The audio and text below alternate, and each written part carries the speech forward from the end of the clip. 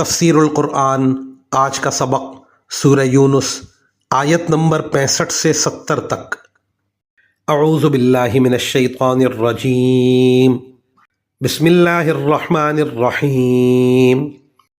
ولا يحزنك قولهم ان العزة للہ جميعا هو السمیع العلیم۔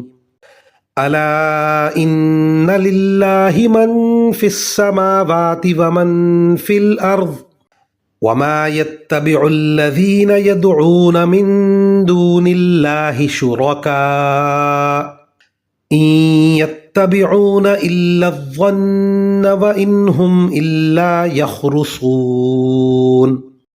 هو الذي جعل لكم الليل لتسكنوا فيه والنهار مبصرا إن في ذلك لآيات لقوم يسمعون۔ قالوا اتخذ الله ولدا سبحانه هو الغني له ما في السماوات وما في الأرض إن عندكم من سلطان بهذا أتقولون على الله ما لا تعلمون۔ قل إن الذين يفترون على الله الكذب لا يفلحون۔ متاع في الدنيا ثم إلينا مرجعهم ثم نذيقهم العذاب الشديد بما كانوا يكفرون۔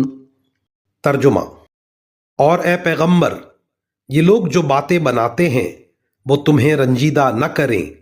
یقین رکھو کہ اقتدار تمام تر اللہ کا ہے، اور وہ ہر بات سننے والا، سب کچھ جاننے والا ہے۔ یاد رکھو کہ آسمانوں اور زمین میں جتنے جاندار ہیں وہ سب اللہ ہی کی ملکیت میں ہیں، اور جو لوگ اللہ کے سوا دوسروں کو پکارتے ہیں وہ کوئی اللہ کے حقیقی شرکا کی پیروی نہیں کرتے، وہ کسی اور چیز کی نہیں، محض گمان کی پیروی کرتے ہیں، اور ان کا کام اس کے سوا کچھ نہیں کہ اندازوں کے تیر چلاتے رہیں۔